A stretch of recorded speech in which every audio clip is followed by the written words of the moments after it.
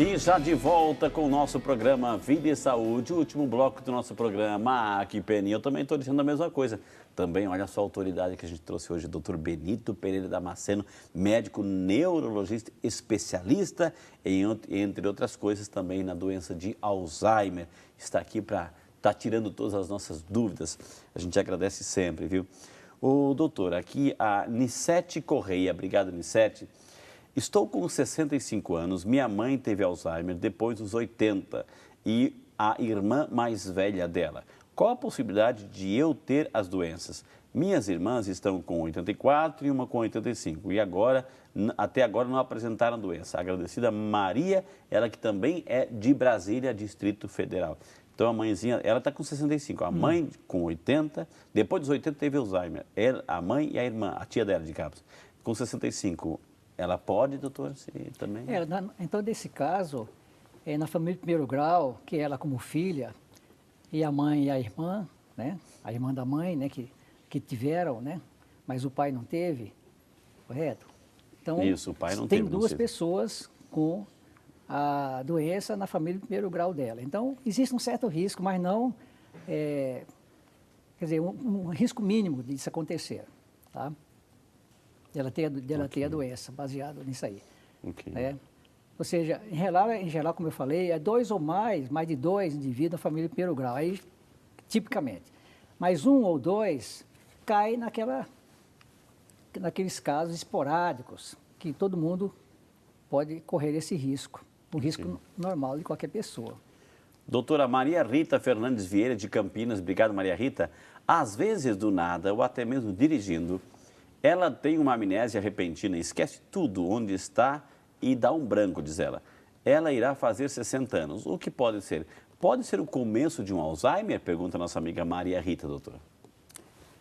Não, isso aí, em geral, é problema de distração, problema de desatenção, devido à mente estar dividida com outras preocupações.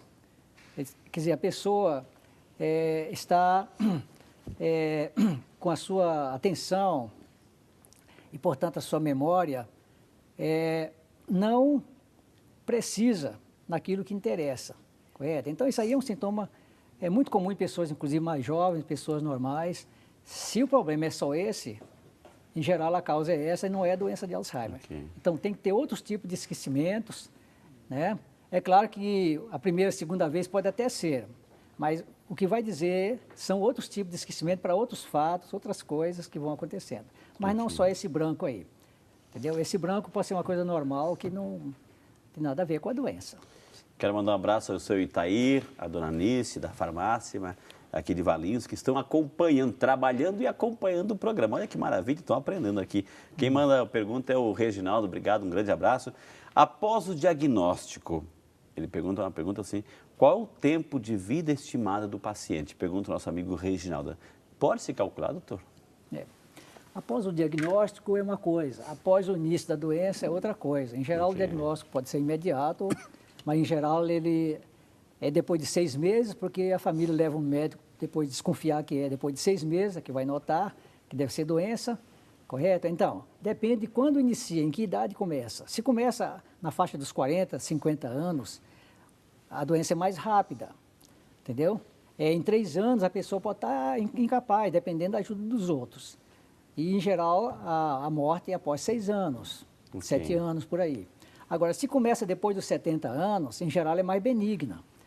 Em geral é um esquecimento que não piora muito, mas, quer dizer, é demência, mas não piora muito. E depois de 5 anos ou 10 anos, não muda grande coisa, correto? Então, a doença ela tem uma evolução mais lenta, mais leve, se começa mais tarde, do que quando ela começa mais cedo, correto? Agora, a questão de morrer ou não, em geral, são por outras causas, causas que não a própria doença, e dependendo também da ajuda da família, do empenho da família, dos cuidados da família. Doutor, aqui, primeiro a gente está parabenizando pelo programa, a nossa amiga Sandra Cavalcante, obrigado, um beijo no coração para a família toda aqui. Ela gostaria de tirar uma dúvida. Minha mãe tem 72 anos, é obesa, tem diabetes e pressão alta. Toma insulina, remédio para pressão e sertralina. Mas ultimamente ela está muito esquecida na hora do almoço, esquece as panelas no fogo, troca os nomes das pessoas, não tem vontade de fazer nada, esquece as datas de aniversário. O clínico geral fala para ela ficar de olho, nela. Qual seria a melhor especialista para procurá-lo? É a nossa amiga Sandra Cavalcante. É um quadro típico, doutor? Ela tem 3 doenças, 3 fatores de risco para a lesão cerebral. Correto? A hipertensão, o diabetes e a obesidade, inclusive para a doença de Alzheimer. Okay. Ela tem alto risco de estar desenvolvendo a doença de Alzheimer. Agora, esses pacientes, como ela, também usam vários medicamentos. São vários medicamentos, chamados polifármacos. E muitos deles também prejudicam a memória da pessoa. Então, o que ela tem que procurar um neurologista, eu acho. Okay. O neurologista ele vai fazer a história dos medicamentos, analisar cada medicamento, fazer o exame, correto? E ver, além da obesidade, da hipertensão e do diabetes, se tem um déficit de vitamina B12, de hormônio da tireoide, ele consegue fazer o diagnóstico diferencial e detectar se tem uma demência ou não e tratar adequadamente. Doutor, mais uma pergunta, o povo pergunta aqui nas ruas.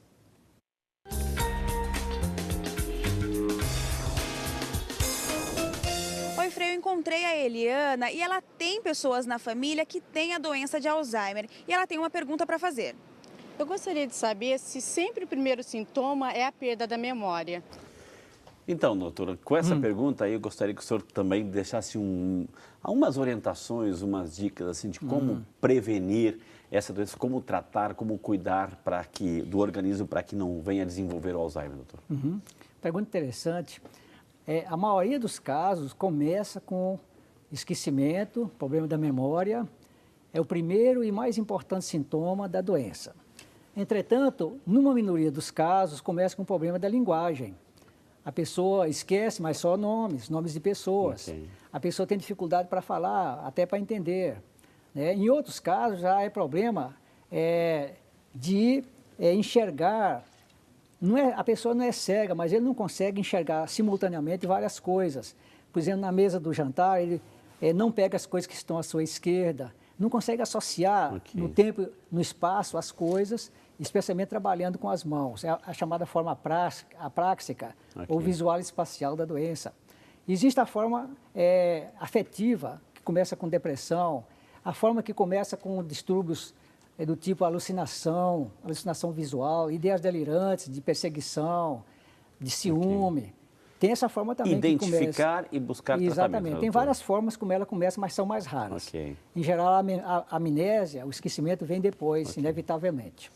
Gente, eu queria completar, você falou sobre o que poderia completar, queria chamar a atenção que essa doença ela pode ser, de certa maneira, evitável. São aqueles fatores de risco que eu falei, né? Corrigir. O diabetes, a hipertensão, a obesidade, o uso de tabaco, certo? E melhorar o nível intelectual, o trabalho, né? Leitura, palavra cruzada, etc. E outra coisa que chama a atenção, que essa doença é uma doença terrível, desgraçada, porque ela esvazia o ser humano do que ele tem mais nobre, que é a sua mente, a sua capacidade de amar, a sua história. Correto? Então, isso aí tem que ser muito bem entendido pela família, porque a doença dá sintomas comportamentais que prejudicam a relação com os familiares. Primeiro, não conhecendo alguns familiares. Segundo, tornando-se teimoso, irritadiço, reagindo mal à ajuda do familiar. Então, é uma doença que prejudica a família. Você entendeu? A família sofre e junto, a família tem que entender isso. Não pode sobrecarregar numa pessoa, como já foi colocado por outra colega aí, não pode sobrecarregar tem que ter ajuda, tem que dividir o trabalho, muita compreensão para... Muito carinho. Exatamente, tudo, né? porque senão quanto mais reação negativa tiver com o paciente, pior ele fica no comportamento, né? Gente, eu queria falar mais aqui, o tema está muito bom, agora começou a esquentar as perguntas, mas a gente vai retornar com o tema aqui com o Dr. Benito em outra ocasião. Tive o prazer de conversar com o Dr. Benito Pereira Damasceno, neurologista, professor titular do Departamento de Neurologia da Faculdade de Ciências Médicas da Universidade Estadual de Campinas, a Unicamp. Quem quiser entrar em contato, o telefone é 19-3521-7754, 3521-7754.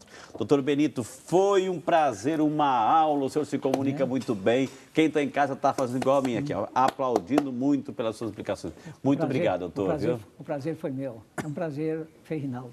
E se a gente entrar em contato, Sr. Walter? Contribuir com as pessoas, sem dúvida nenhuma, com muito prazer. Sr. Walter, se a gente entrar em contato? Sem dúvida nenhuma. Muito obrigado por esse Doutor, convite. muito obrigado. Eu vou pedir licença, o senhor pode ficar aí, porque muitas pessoas também pedem oração, então a gente vai concluir o nosso programa rezando hoje, né? Que aula, gente, que a gente teve uma aula hoje. Obrigado pelas participações aí que você nos mandou, nos enviou através dos e-mails, dos telefonemas, muito importante. Mas agora eu queria, ao lado da imagem de São Peregrino, rezar por todos os médicos, dar uma bênção nos médicos, hoje muito bem representados aqui pelo Dr. Benito, pelas pessoas que cuidam, né, dos doentes, os enfermeiros, os médicos, cirurgiões, os anjos da guarda, aquelas pessoas que estão todos os dias cuidando de um doente. A gente viu o doutor falando assim, o carinho, o cuidado, estar junto, ajudar, não sobrecarregar, não ser um peso, no caso aí do Alzheimer.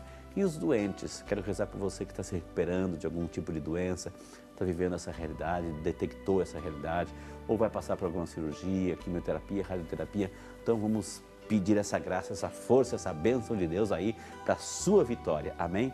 O Senhor esteja convosco, Ele está no meio de nós. E por intercessão da bem-aventurada Virgem Maria, nossa Mãe, Nossa Senhora e São Peregrino, desça sobre cada um de nós, sobre nossas famílias, em especial os enfermos, a bênção de Deus Todo-Poderoso, Pai, Filho e Espírito Santo. Amém. Deus abençoe você e lembre-se, cuide desse corpo, ele é templo vivo do Espírito Santo de Deus. Deus abençoe você e toda a sua família.